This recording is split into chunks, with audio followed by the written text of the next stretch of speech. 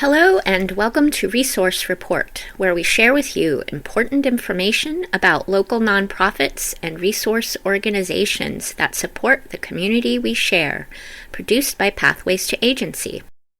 I am your host, Rainmaker. Today we will hear from Allyx Steffens and Cheryl Vandegrift, two Neurospicy sisters coming together remotely to teach and support as many people as they can about autism and similar neurodivergence. Let's listen.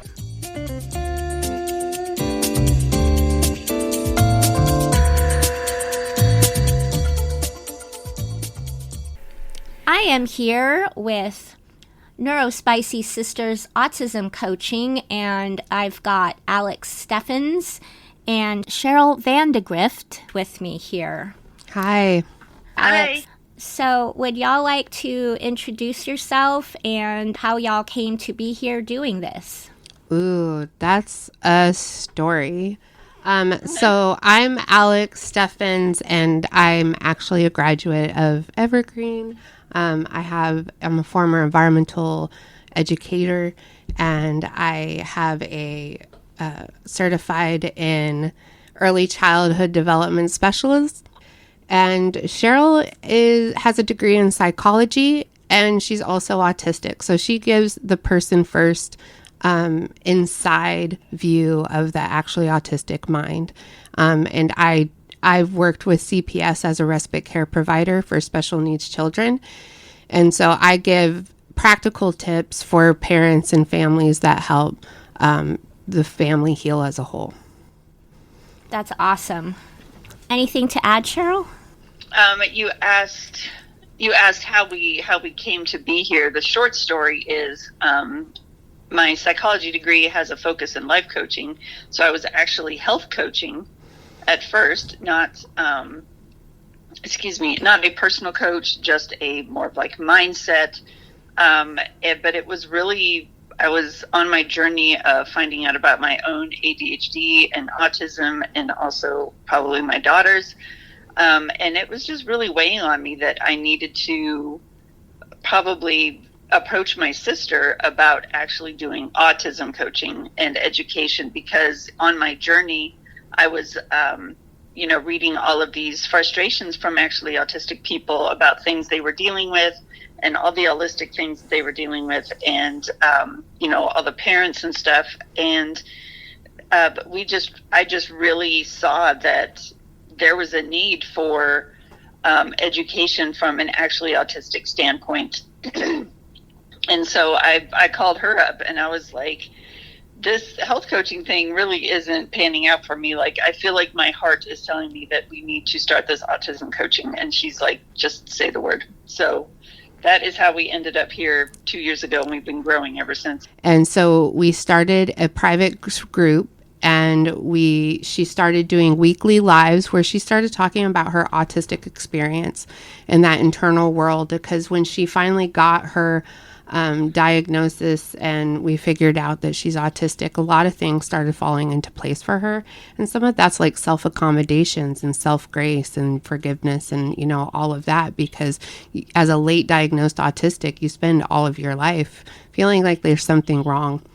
And so I spent 6 months listening to her weekly talks, describing her inner world, describing how autism feels. And then she booked our first presentation with a North Carolina Homeschool Education Association.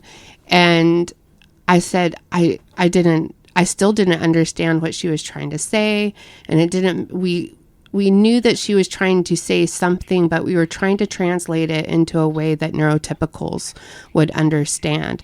And it really felt like trying to translate an alien language into something that a lot of people wouldn't be able to understand or grasp.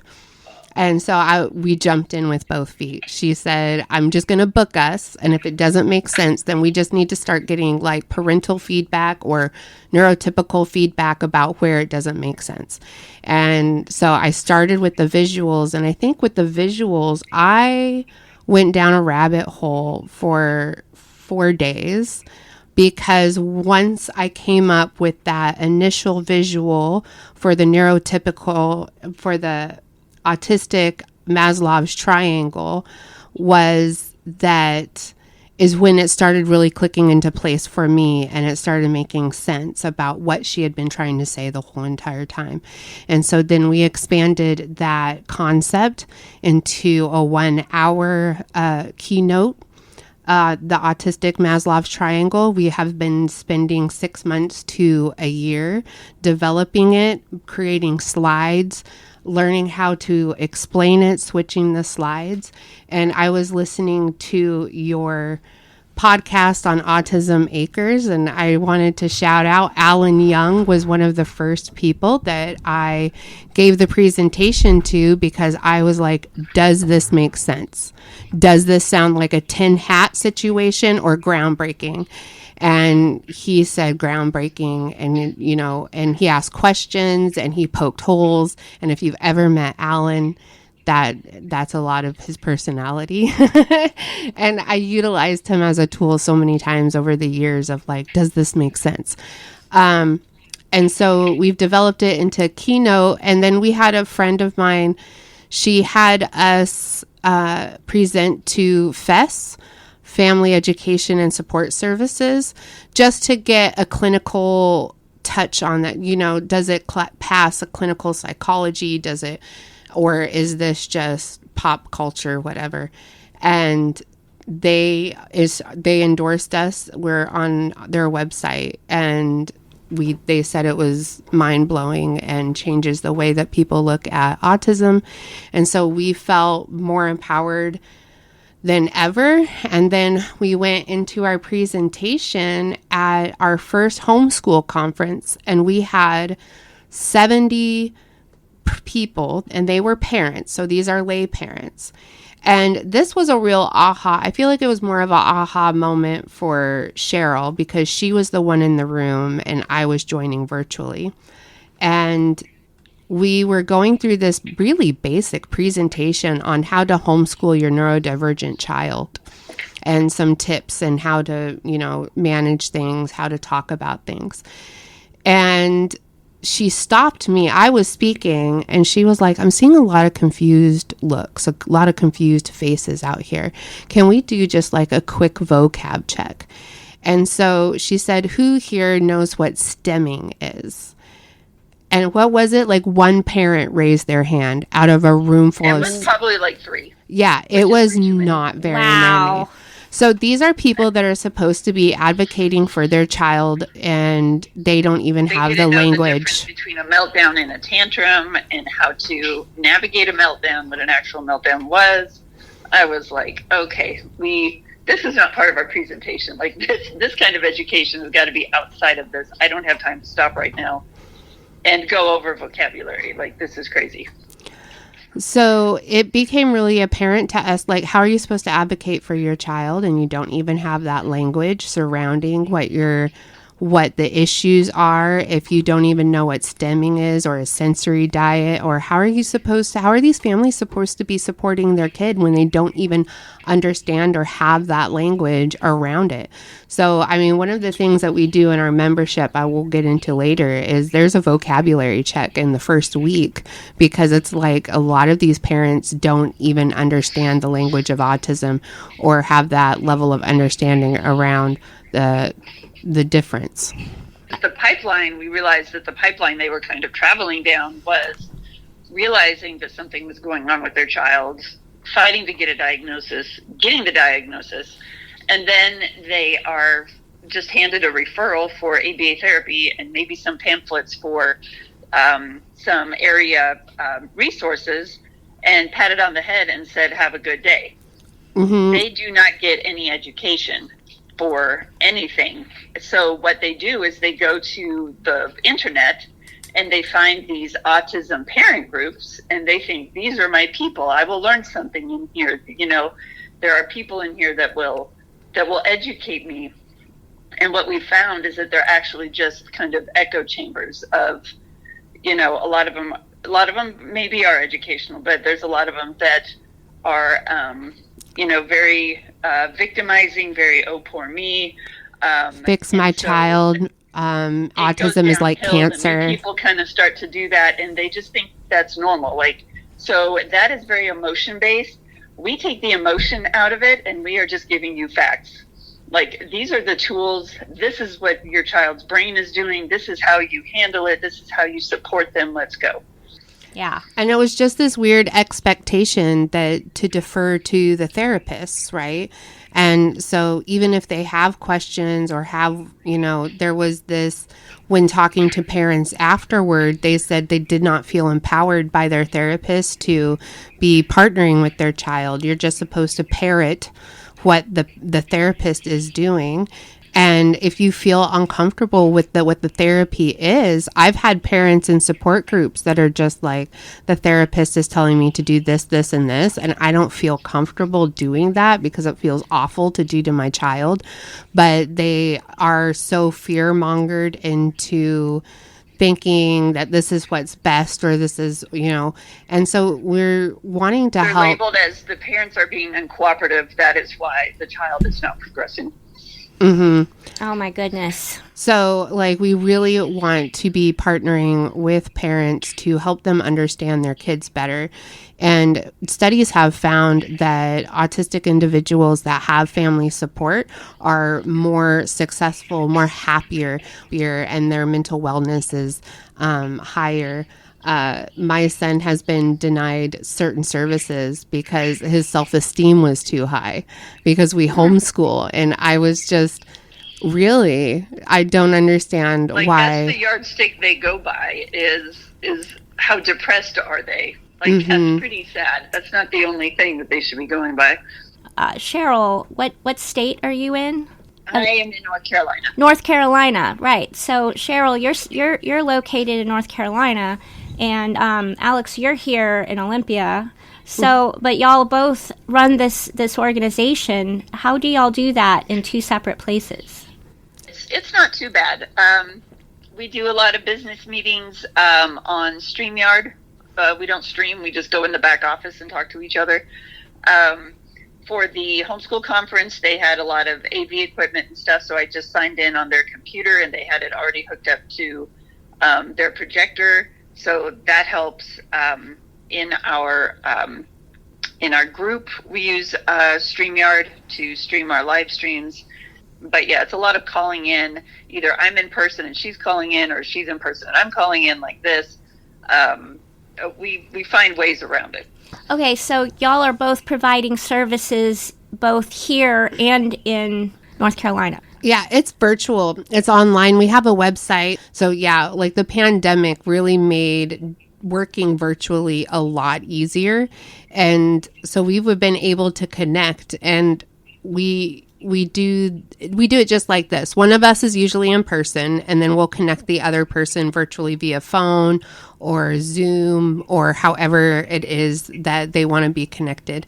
And then our main program and our main support is all online and virtual too. So y'all are talking a lot about autism, and y'all do work with ADHD and support that. Yes, it's like autism light. It's the same. There's overlaps. There's overlaps, yeah. And I've seen that you have ODD and PDA, or oppositional defiance disorder, and pathological demand avoidance on your website. So I assume that you work with that. Yeah, I have pathological demand avoidance, and literally just the other day I had to deal with something with taxes, and I got dizzy and vomiting and nauseous because I didn't want to do it. And, my adult brain says I have to do this, but the PDA was triggered, so it's physical. And trying to help people understand, your kid will literally get physically sick if you word things wrong. If you make it sound like a demand, it triggers a fight or flight response. And even as an adult, I have to navigate that, and I have tips and tricks for that, and we have a whole entire training on that we just spoke about this last week. We did a presentation on how to homeschool oppositional defiance disorder and pathological demand avoidance, and those are two separate things, but we talk about them together a lot because the symptoms are so similar that but the way you approach them are going to be different. But we talk about that too.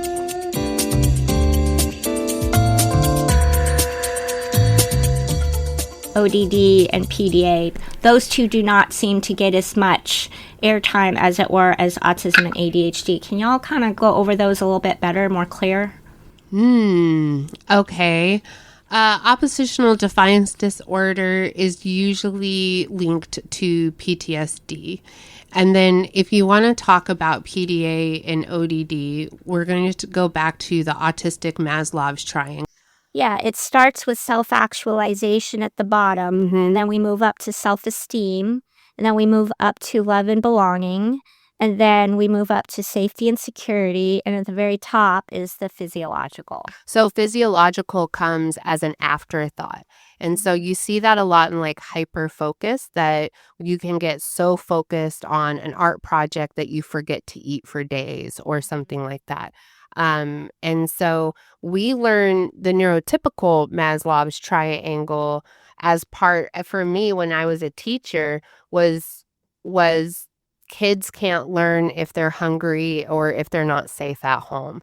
And with autistic children, they can't learn if their physical body is like, with their sensory issues are not supported. So it's a very sensory based thing that either they need more sensory input than the average bear or less sensory input than the average bear because they're too sensitive or they're not sensitive enough.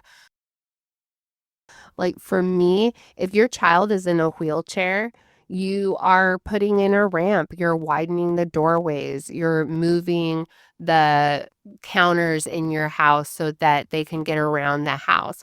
And I just find it interesting that autism is one of the only conditions that the autistic individual is expected to accommodate the neurotypical family and work around a neurotypical household. And then they'll go to therapy to learn how to live in a neurotypical household. And so part of our programming, and in the first month of our programming, is we do a house tour. And you get homework and you get assignments. So one of them is to draw a map of your house and start inputting in autistic accommodations into your house and act like you have somebody with autism living in the house too. Where's their sensory room? Where's their quiet corner? What accommodations are we putting into our lives so that these people are better supported? And so then it doesn't feel so versus, it feels more like a teamwork. And that's where we're like, we want to pull the family together because autism can tend to take over the whole entire house.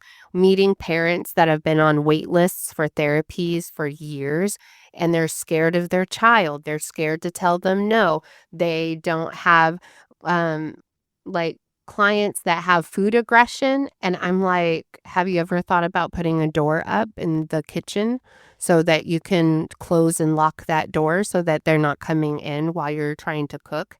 And because that's a safety issue, getting attacked while getting something out of the oven or doing something hot on the stove. And you really need to start being able to put things in place where you can exist as a neurotypical person, cook dinner, you have a household to run, and that the person with autism is also supported. So I want to say that the origin of not just your triangle from Maslow's triangle, but the original triangle that Maslow, in fact, got that idea from was the Blackfoot First Nations triangle, which wasn't originally drawn as a triangle, but it was conceptualized in this format. And it only has 3 pieces. And it begins actually at the bottom with self-actualization.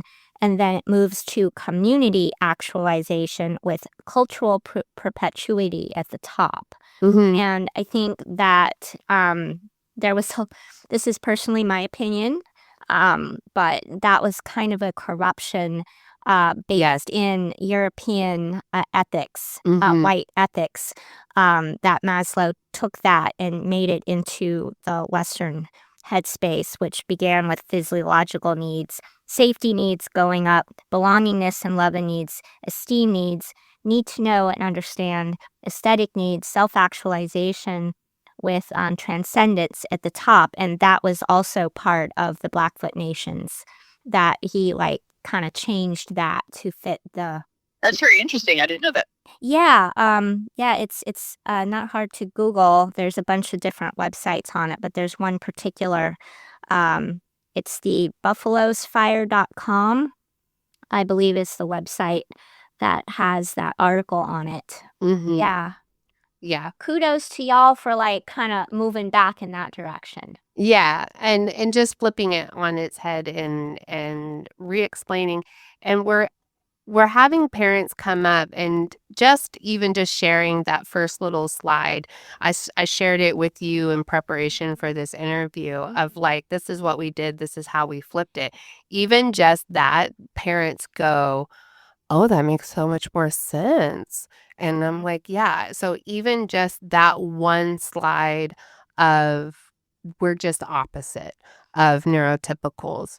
And so we are not broken neurotypicals that need to be fixed. We're individuals that have different needs and need more sensory support in order to mentally function. And so with the root of autism being self-actualization first, then they also have a higher self-actualization than most adults. So children on the spectrum don't have that adult over children hierarchy that most neurotypical adults have. They see it as a human-to-human interaction, and that humans don't have power over other humans. So then you get autistic children being diagnosed with ODD just because they are demanding to have an opinion or having their voice heard or being treated like an equal or having the say in their own, whatever it is, they want autonomy. And so they have this extreme need for autonomy and control over their own lives that a lot of neurotypical parents don't get or understand because they're so used to like adults in charge over children. And then you're not going to get that cooperation from the children because they think they matter too. And I agree with them. So ODD is more planted though in PTSD and a chaos brain. They thrive in chaos. And ODD is a lot more trickier than PDA because it's an external, they will pull other people into it. So if things are peaceful or quiet, they will get bored and they will start a fight just to start a fight because they thrive in chaos. Or that if things were peaceful before, then things are going to erupt and you are not going to, they just have this fight to fight and will do the opposite just to argue the opposite. I want to say that outside of context of what we're talking about, that sounds quite a bit like certain personality disorders, such as narcissism. They can tend to stir up drama when they're not getting their supply, for example. Mm-hmm. But that is clearly not what is going on here, correct? No, correct. Yeah, can you clarify about that? So then ODD is kind of more rooted in PTSD, that if they grew up in a chaos home or if they just have chaos in their brain, they have a hard time emotionally regulating. And so they would rather dysregulate other people. If they don't know how to regulate themselves, then they're just going to dysregulate everybody else. And they will fight just to fight. And it looks like vindictiveness. But they really do want to be good kids. They don't want to be fighting. So one of the things that I say with ODD is you have to use the gray rock method. And you're right about that. Narcissism, autism has a lot of overlapping traits with narcissism. It can be another co-occurrence, but autism can also look a lot like narcissism, because with that self-actualization in that internal world, they have a habit of of thinking about themselves first, and then they have a hard time thinking about other people, having a hard time with empathy, having a hard time identifying or reading the social cues in the room because they're so in their own head and they're worried about their physical body and they're worried about themselves, that they tend to forget that their decisions affect other people. And so that can look like narcissism, but the root cause is different. And I don't know a lot about narcissism to talk all about it, but that it just looks like it. And so when you get to the root of it and you find out, oh no, it's not narcissism, it's autism, because then the difference is when you say, oh, you hurt my feelings or something, this happened, the person with autism will feel bad about it and they'll try to fix the problem and feel bad that they misread the situation. Whereas the narcissist is like, no, that was your fault. And so then with PDA, it looks very similar, that they will do the opposite of what you say and it'll come across as defiant or, anything like that. But PDA is more internal. And so it'll look more like a freeze response. Maybe we're just sitting there. It's an executive function disorder, that even within ourselves, within our own mind, that if I say something like, oh, I should go do laundry, I just ruined my own chances at doing laundry because my internal voice said the word should. And that's a trigger word. And so even just speaking and thinking to myself, I had to change because the way that PDA gets triggered and different phrases, like you even have to speak to yourself like that. And so then it turns into, it's just an executive function disorder versus trying to get other people to pull them into chaos. PDA doesn't really care about other people. They just don't like being told what to do. And feeling like they have to do something makes them feel trapped and then triggers a PTSD trigger response. And they get really tense and they kind of get fighty. And, so even if it's something that they want to do, you're talking to 3 or 4-year-olds and they get really wishy-washy. Oh, I want to go jump on the trampoline. Okay, we'll go jump on the trampoline. No, I'm not going to go jump on the trampoline. Oh, well, then we're not going to go jump on the trampoline. No, I want to go jump on the trampoline. So it'll sound like that because the second you say it, oh, we'll Flips the switch. it flips the switch and suddenly they want to do the opposite of what you said just because that's what you said. But they do want to go jump on the trampoline. But now that you want to go jump on the trampoline, like now they can't because that triggered that response that now it was your idea versus their idea. I want to go back to the comparison between ODD and narcissism for a moment. I do know quite a bit about it. And one thing that there is in common there that I've seen is that narcissism is created through growing up actually in a toxic, abusive environment, having neglect and things like that. And, quite often by another narcissistic family member. Mm-hmm. And so, some of the words that you're using are the same kinds of words that one uses when dealing with situations with narcissists, like the gray rock method. And so this may be something very interesting to explore sometime, but it seems to me that perhaps ODD could even be another way, like a different side of the coin or a different way of looking at narcissistic behaviors, as a different way of approaching it, a different way of managing it, perhaps.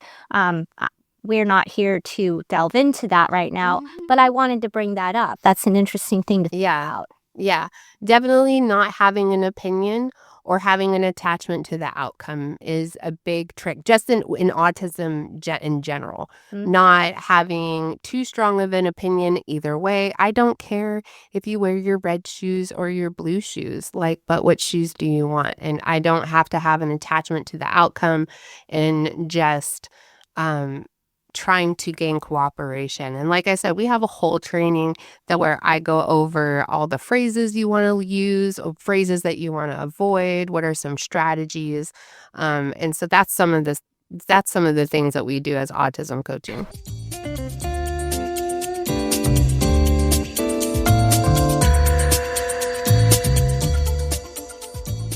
So, can you talk about applied behavior analysis, ABA therapy? So first, let's preface this that Cheryl and I really don't technically have a strong, we will tell neurotypicals why autistics really don't like ABA, and we can get into the problematic history. But for our coaching, we're just working with families and individuals. And one of the things that we work with is the therapy working for your kid, right? And so we don't have an opinion about it. It's therapist to therapist, and we will definitely get into that. So where did I first hear about ABA therapy? I'm studying for my bachelor's degree in environmental science, and I learned about it in an animal behavior class. And when you talk to people about it, they might mention the Nazis. And that's a great social justice reason for not really wanting to support ABA. But I learned about it before the Nazis. So it kind of originates in the 1800s when St. Bernards in the Swiss Alps were being trained. And so the roots of it are actually in animal training, for circus training, for Indians with elephants, how they utilized elephants in their work and utilized St. Bernards in the Swiss Alps. So there's the roots of it in the 1800s is animal training. And it was the Nazis who looked at that and said, can we apply this to autistic children and make them better workers? And so that's really where that comes from. So that's the huge reason why a lot of autistic people are against it, because it's not even based on human psychology. And even if it was based on human psychology, it would be based on neurotypical human psychology. So it's a scale, but there's the negative and the positive. And to this day, ABA is such an umbrella term that there is still ABA therapists that use shock therapy treatment on children. And so even if you are a positive ABA therapist, we don't know going into it what type of ABA therapist you are or what your approach is. It's a lumping factor. They all kind of get lumped in together, unfortunately. So we do talk with parents to be like, okay, if they're using an ABA therapist. And so in your interview with Sarah, she talked about how the kids loved it and the kids wanted to go back and that it was autism affirming. So she did her research and she looked into and that they were using it for a safety reason, not this 40 hours of ABA therapy so that my kid learns to play with your kid. I hate that meme. Why? Just let them play like a neurodivergent child. Like, why does it have to play like a neurotypical? So that is one of the main problems why people with autism are so wary of it, because There's a stigma. So are you going to get a positive therapist or are you going to get an electric shock therapist, and you don't know which is which? So you really have to be careful when looking for an ABA or utilizing ABA therapy for your kid. If they don't have good communication, you really need to be in touch with your child. So if it's something like they change of behavior, they don't want to go to the therapist, you really need to look at that. Parents will usually pick a therapist that lines up with their parenting approach. So if you get a set of parents that already punish, that already do the obedience thing, who already spank their kids, then they're going to be more okay finding that punishment ABA therapist and finding that person in alignment with them. And then if you're somebody like Sarah, who wants your kid to be positive, engaged, then that's the type of therapist that they're going to be looking for. So even if it's not ABA, because even I took speech therapy when I was 6 years old, and my first speech therapist would flick my lips when I made a mistake. And I stopped talking. And that was the big red flag to my mom, because if you know me, I talk a lot. And I did not shut up as a little child. So when I started not talking and stopped talking, mom kind of asked that about it. And I said, well, she flicks my lips. I was getting bruising around my lips. And so once mom figured that out, she went down to the school, and within the next week, I had a whole new therapist. And then I started making leaps and bounds of progress in speech therapy. So we're not even talking about just ABA therapy. Speech therapy, any type of therapy can be toxic, can be good for you, can be bad for you, but how it's about you lining up with a therapist that works for you and yourself. And we hope to guide parents kind of away from that punishment reward paradigm and start leaning in towards the connection and leaning into the relationship and the positive aspects of autism and focusing on their strengths instead of wrestling with their weaknesses. Because it doesn't have to be this hard. It does not have to be this hard. Just flow with it. So instead, we use something called the PERMA method. And this was started by Martin Seligman. I don't know if I'm saying that right. Seligman, right here. Martin Seligman. And it's a theory of well-being that started with positive psychology. And positive psychology is not very old, because historically speaking, most doctors would study mental illness, but not mental wellness. So what Martin did was establish the Positive Psychology Center and started to study happiness and what makes human beings mentally well, what makes us happy, what makes us more grounded. And so we use the PERMA method because it's for human beings and it's for all human beings, neurotypical, neurodivergent, however, doesn't matter what your special needs are, that everybody in their life needs these 5 elements in order to be happy. And so PERMA stands for positive emotion, engagement, relationships, such as being supported, loved, and valued, meaning, adding purpose to their life and to the activity, and accomplishment and achievement, such as setting goals.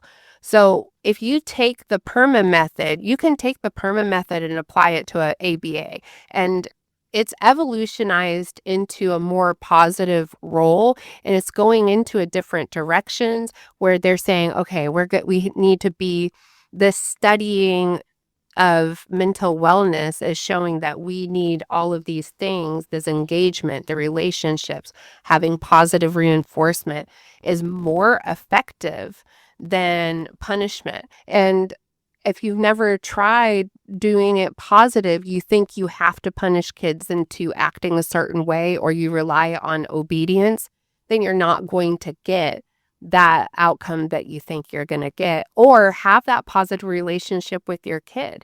If you feel like you're fighting your kid all the time, that feels awful. And I would hate for families to have that relationship with their neurodivergent child. For sure. So, if they have questions, parents are sitting here listening to this, they're like, okay, so how do I know, no, I'm confused and I'm concerned. Is my ABA good? Is my ABA bad?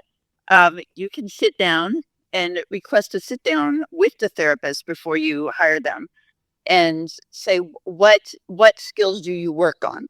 What is your emphasis with teaching this child? And if they come up with all of these things that make them acceptable to neurotypicals, such as, eye contact, um,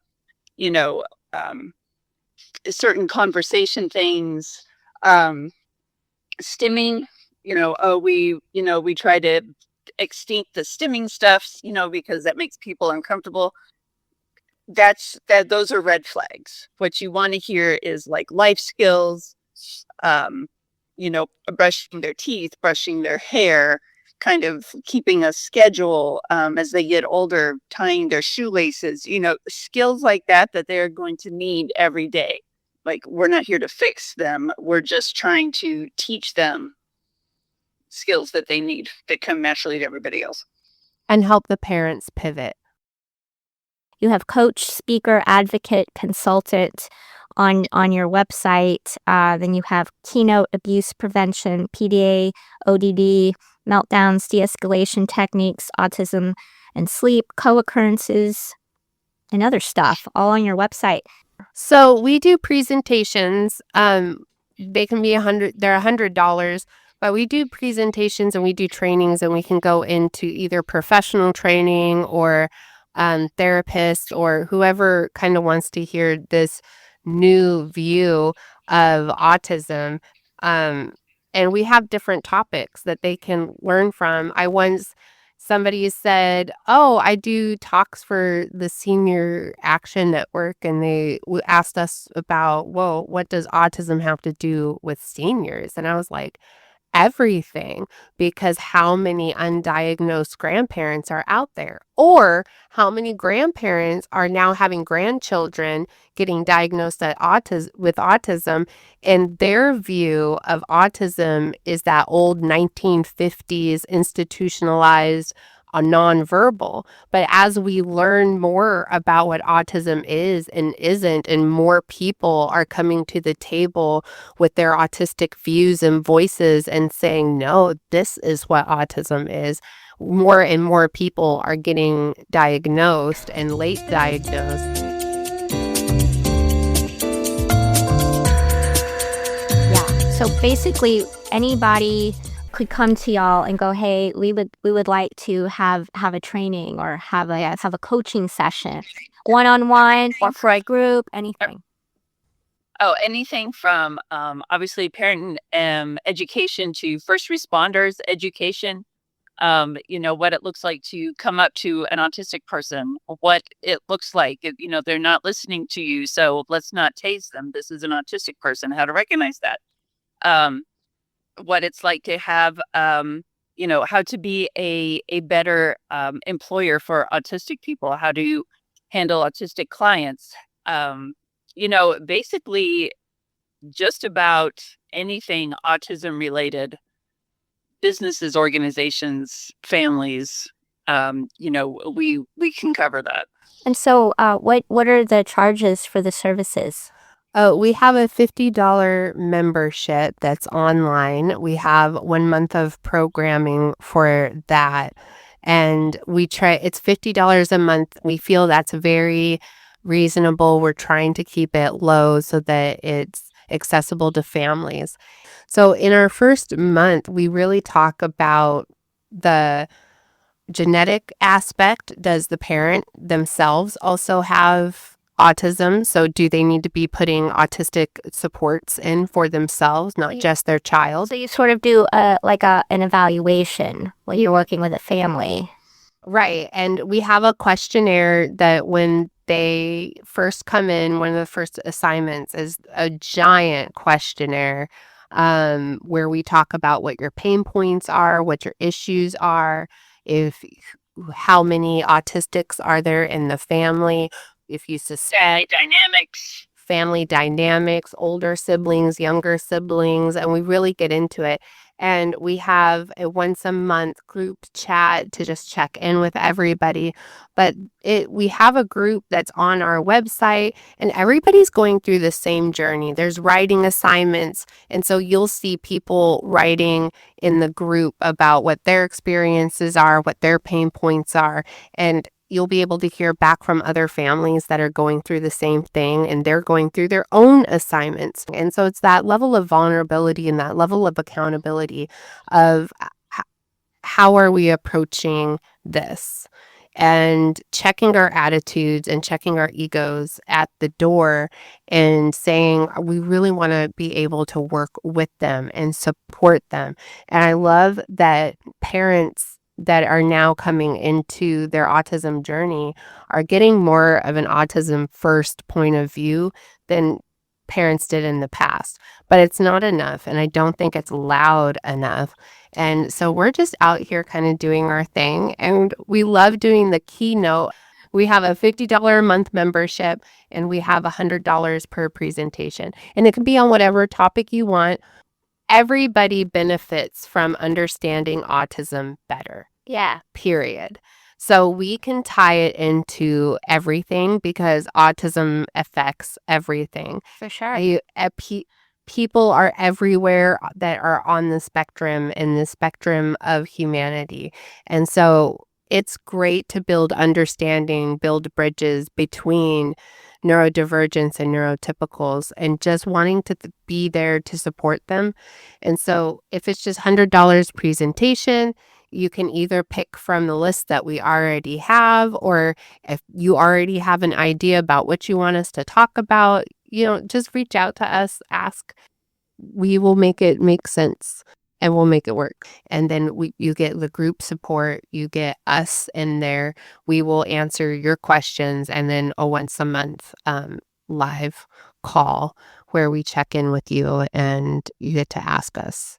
So they can basically reach out to you anytime over phone, text, email, check in or ask questions, and then you still have but that's like a brief, like, hey, this is happening. How do I deal with this in this moment? Oh yeah, they can ask the group. So we have the group is back there, and so if you ask a question in the group, we'll respond. Other families will respond, and you'll get everybody's take.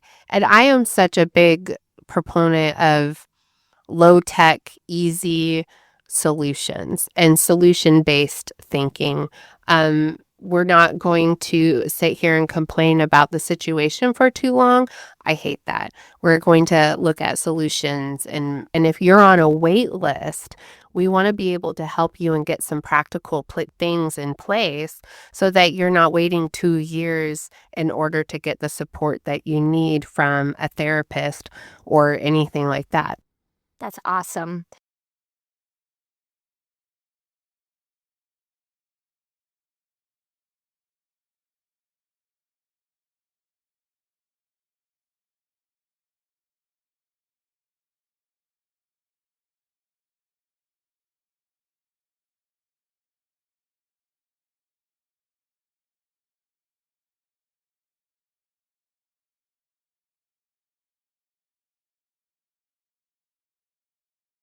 Do you have any upcoming events or talks? Anything coming up?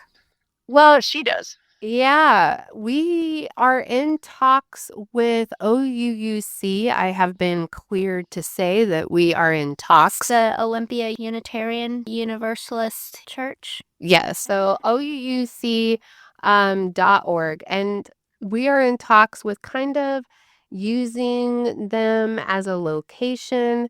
We have working with some local places about parent support groups, and then actually autistic support group, autistic adult support group, and having a space for classes and support groups. Because part of the issue is schools don't want us because we homeschool.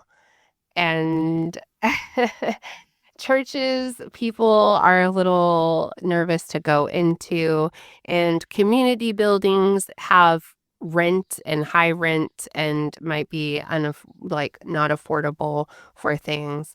And so I was approached by one of the board members, and so we're just in the infancy of this idea, but kind of hoping to do a showcase of the autistic Maslow's triangle, because what happened is we have a lot of agencies and organizations that kind of want to work with us, and they started requesting, their boards started requesting, oh, can we have a free presentation? Can we have a free presentation? Can we have a free presentation?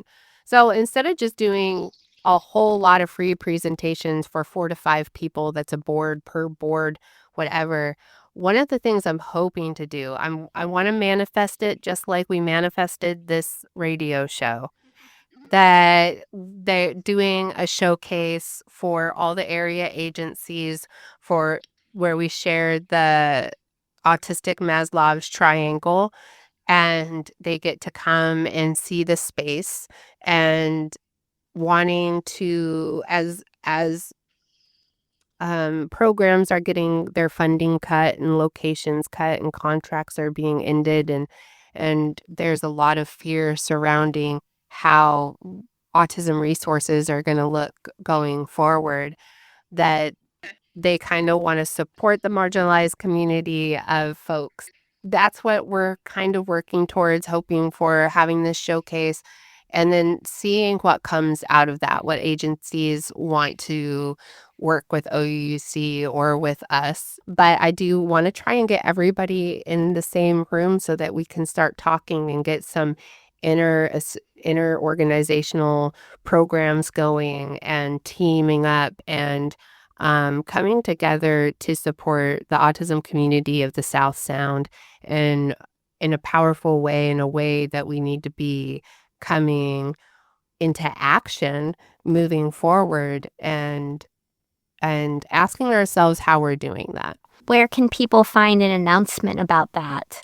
You can follow us on our Facebook page, or if you are an organization that you think you want to get involved with that, you can reach out through our website. So yeah, but at the end of the day, it depends on the date and stuff. So keep your Friday evenings open, guys. So I never specified, but are you? You're a for-profit business? We are a for-profit. Yeah, so there's you can volunteer. So we don't have an actual like office where you can come in and help us do, social media or something like that.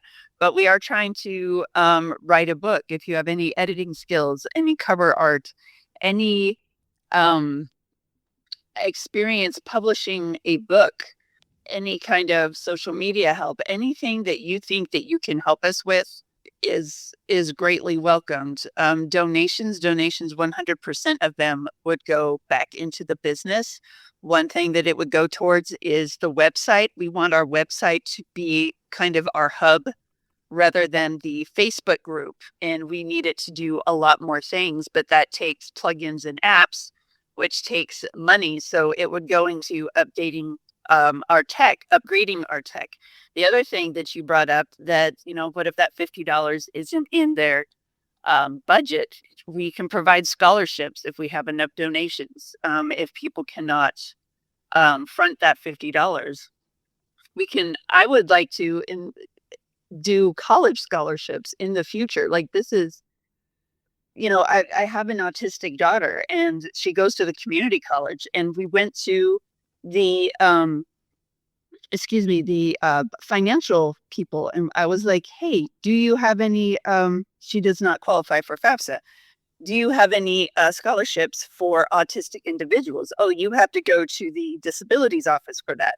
I go to the disabilities office. You have to go to the financial office for that. Nobody has any information on any kind of college scholarships for autistic people. That is something that I would like to be able to provide. We need donations for that.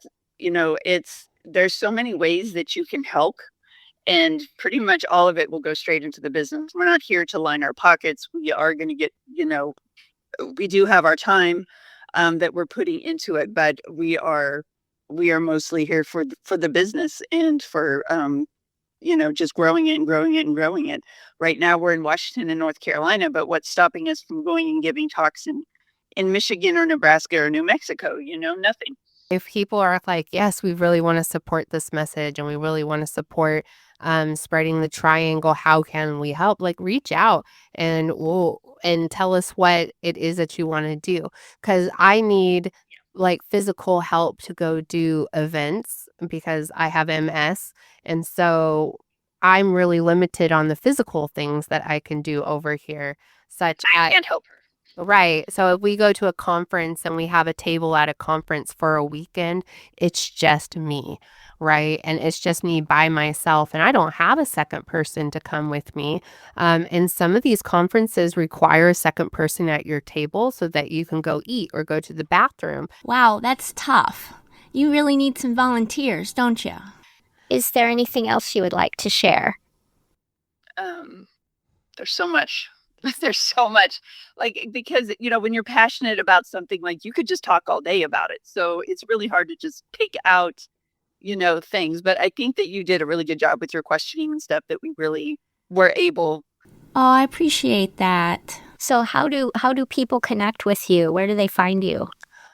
We are on Facebook, Neurospicy Sisters Autism Coaching. We have our website, www.nsautismcoaching.com.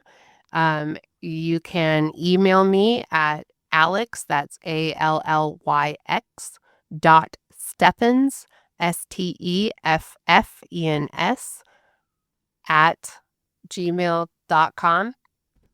And so, yeah, we have a website and you can reach out to us. And our phone number is 360-726-2475. Again, that's 360-726-2475. Message us, call us, text us, email us. We check in on everything. Well, thank you both so very much. I'm so very glad it worked out. Thank you for having us. Yeah. Thank you.